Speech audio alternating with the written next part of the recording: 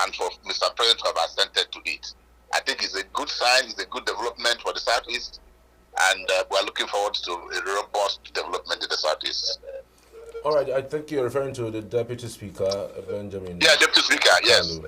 Yeah, Yes, Speaker. who was one of the leaders that Engineer. engineered this particular bill. Now it's into law. How do you think that it will be structured? Are you looking at something in the direction of what we see with the NDDC, having the chairman, a vice chairman, and the likes? Yeah, I think basically they have the same structure, because it's actually, you see the NNDGC, you see the Northeast, they have, it's a commission, and it will have all the structures of a commission, a chairman, board members, and maybe an MD to run it.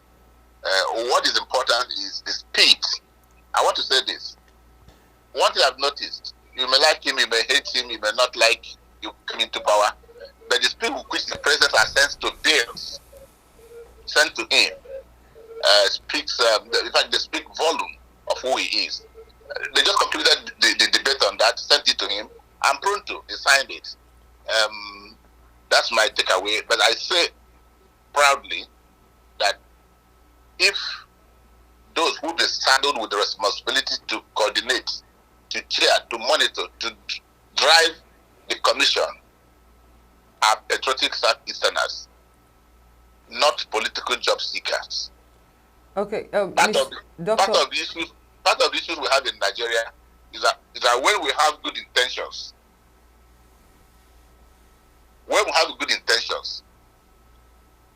our people have a way of truncating it by choice of leaders. Okay. And they'll say we must warn early in time that those who be appointed to man that commission must be men of honor, men of integrity. Okay, Doctor, what do you think are the major projects or initiatives, the first project, major projects and initiative that could be launched first? Well, I don't like to dwell on the realms of speculation. You see, every commission has a mandate, okay? And you can't work after them. I may speculate now what I think they should do. But first, at the risk of sounding prophetic, ecological issues abound in the Southeast. Road network is another. The rail lines that should crisscross the Southeast. And I don't know what their mandate will be. But you know that insecurity has been the bane of the Southeast. For those other things to happen, the issue of insecurity in the Southeast must be tackled. It should be a major function of that commission, working with government and state government. Because if you don't have a good security network, whatever you may want to do, if you ask me to go to some parts of Southeast now, I'll be reluctant to do that. So whatever may be the good intention, whatever may be their projections, whatever may be the things they want to do, the security of lives and property in the Southeast should be first and foremost in the minds of anybody. Because with security, you can do the rest. But then how do you have people selected for the positions as you mentioned? I mean, you said that the amount of persons who should be looking out to man the positions for this commission should be people who are patriotic. We've had people who coming like those who are patriotic, who know the problems of the Southeast, but over time they tend to be a little bit deviated from the real issues. We've had a lot of resources, quantum amount of resources coming into the Southeast through, the government. Yeah. We have Anambra, Imo, Ebonyi, and if you look at the amount of monies that have come into the Southeast over the years, you know that giving what we have in terms of development is nothing to write home about. How much of this Southeast Development Commission would change any? Because again, it might be just the same thing. Yes, because let me take the military for example. If you're a military man and you go into the war, you're on the war front, you see your colleagues fall by the side, but there are still exemplary military officers who continue to march forward. So because we have men who are disappointing us, does not mean that in the whole of Igbo land and Nigeria, so to speak, we still have men of honor, men of integrity,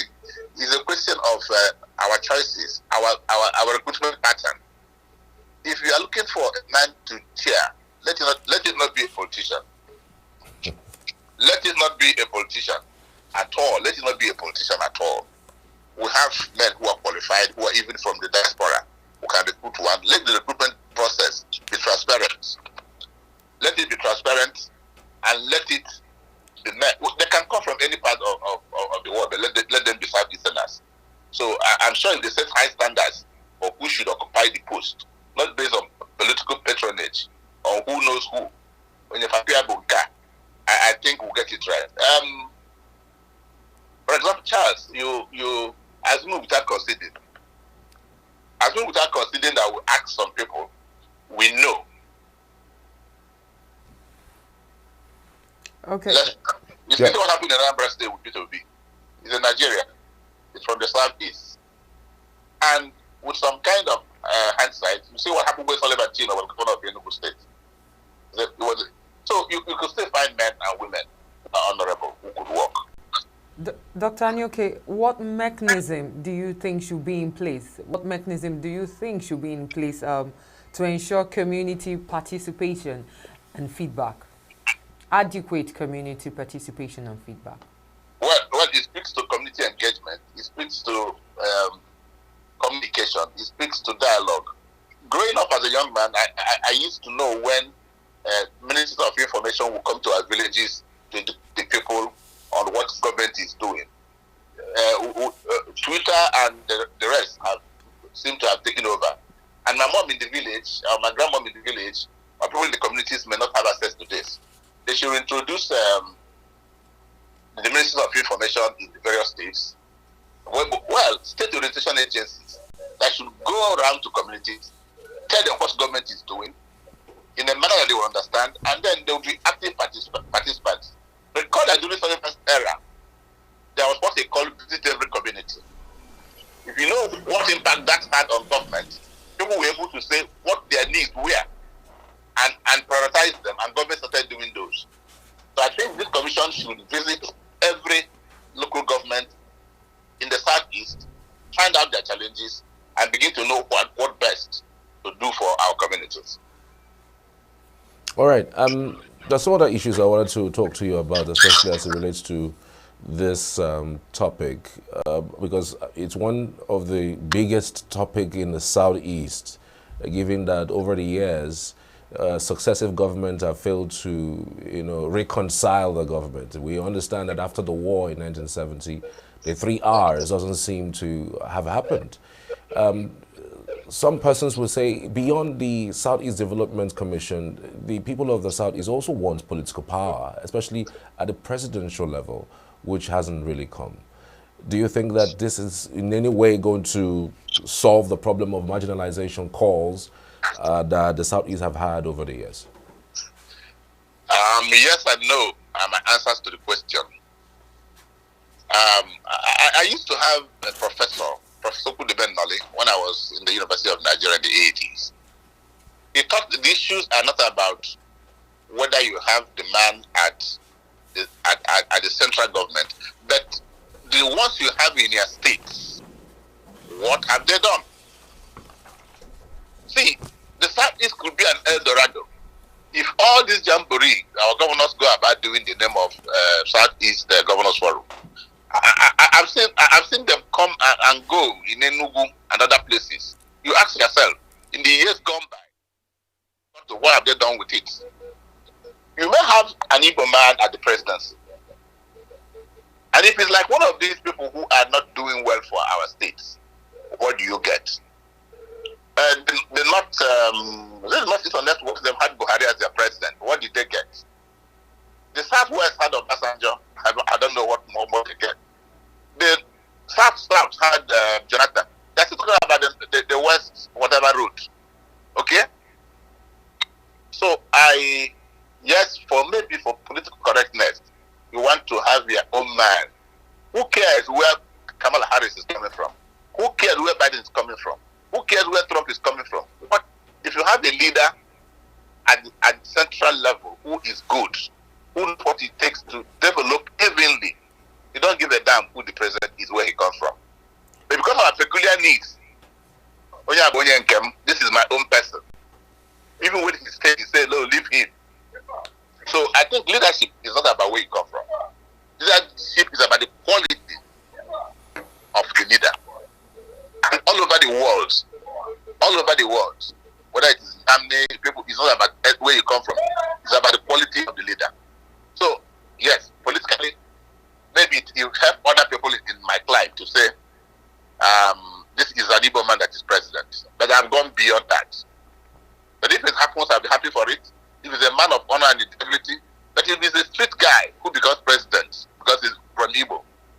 Charles, I don't think I'm going to dance about that.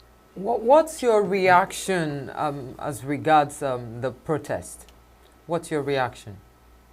Well, one of the hallmarks of democracy is the ability of the people to express themselves. The First Amendment to the American Constitution guarantees that people should protest against government freely, and government should protect them. I believe in peaceful protest. It's the people's way of expressing dissent or disenchantment with government policies. But while you do that, I don't think I want to go out on a day like that and I'm blocked because there's protest. That protest should be orderly. They should show their routes, where they're going to go. But if I want to go out and they're stopping me from going out, they're infringing on my rights, on my own rights of free movement. So while I subscribe to it as a way of putting government on their toes, I also say you must not be disruptive.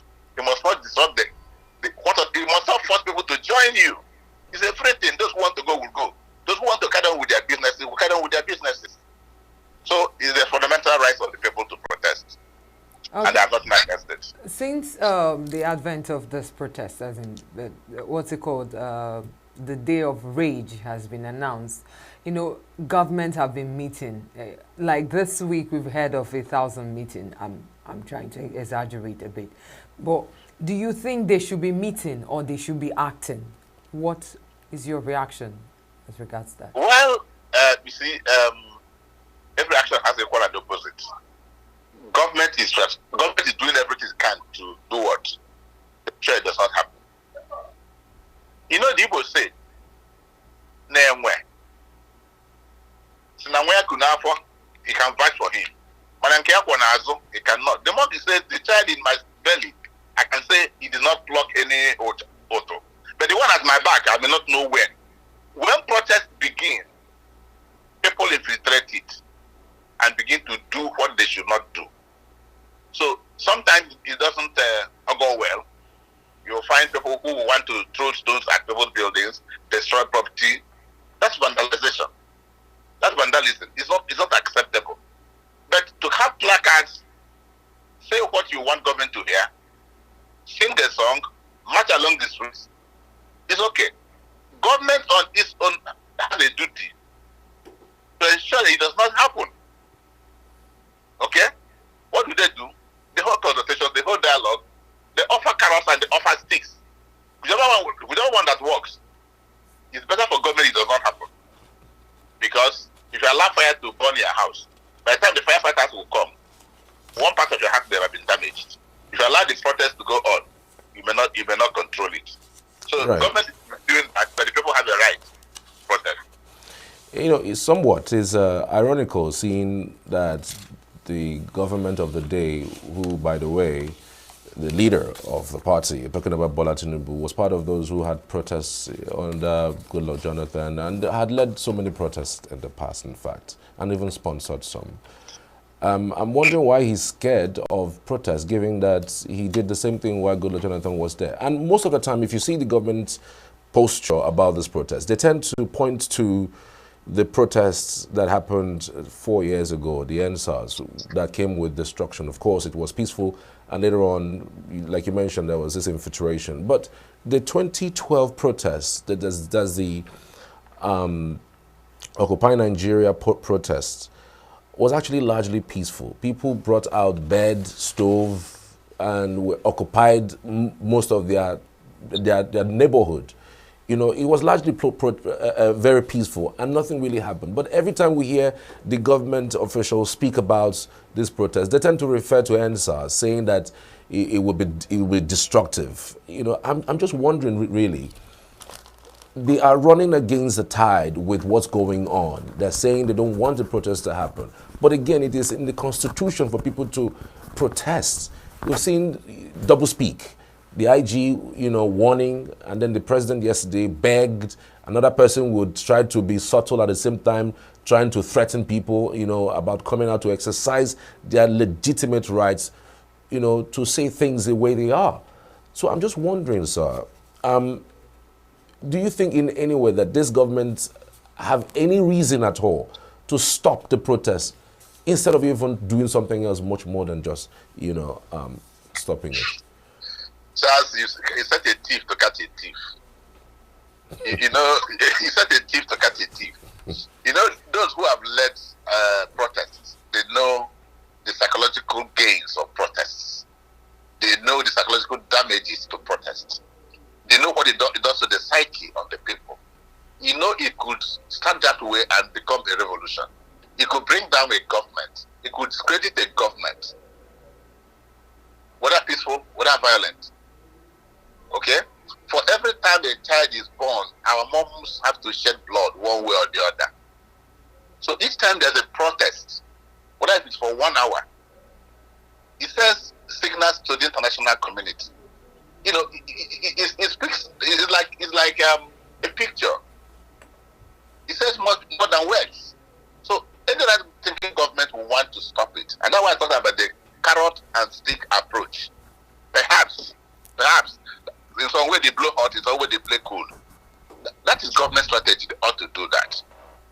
About those who participated in protests before are not wanting it now, because they are students of history. They know that it's best to avoid it.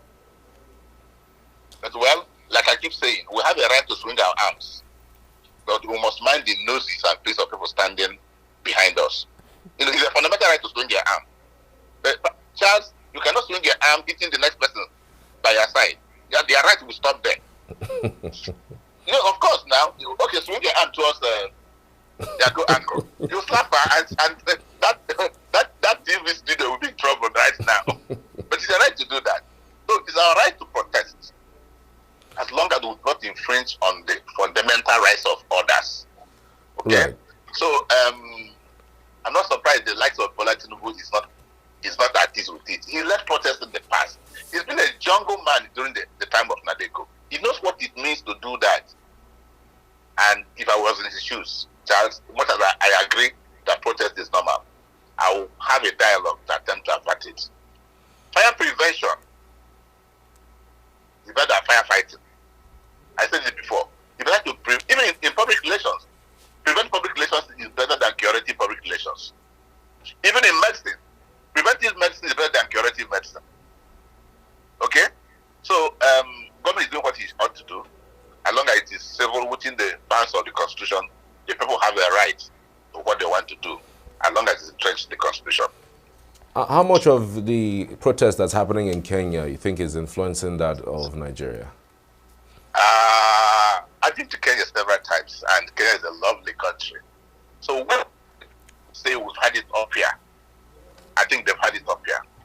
Kenya is about 1/3 of Nigerian population. Kenya is more enlightened than Nigeria, even though it has the same ethnic balkanization like Nigeria. I wouldn't say we'll take what happened in Kenya to Nigeria. No. Kenya is a different country altogether. Kenya is a different, civilized, decent country. We may do that in Nigeria and we may not get the same results. If you watch Kenyan parliament and see how the parliamentarians speak and contrast it with that of Nigeria, you can't bring what they're saying in Kenya parliament to Nigerian parliament. We don't have men and women who could do exactly that. Okay? So, but I think our people are trying to copy. They are looking at Kenya and they want to pick it.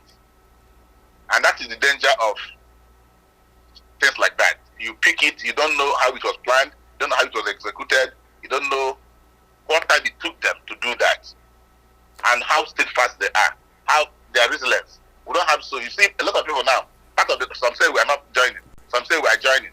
By the time we start, you will now begin to find others who are countering the protest, and it may snowball into some violent protests.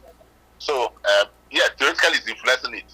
You have 1 minute remaining. Yes. Oh, okay, Dr. Anyoke, we thank you very much, even though we have a lot to want to ask you and talk with you about. But before now, we'll just go for a short break and we'll be right back. Thank you very much for having me.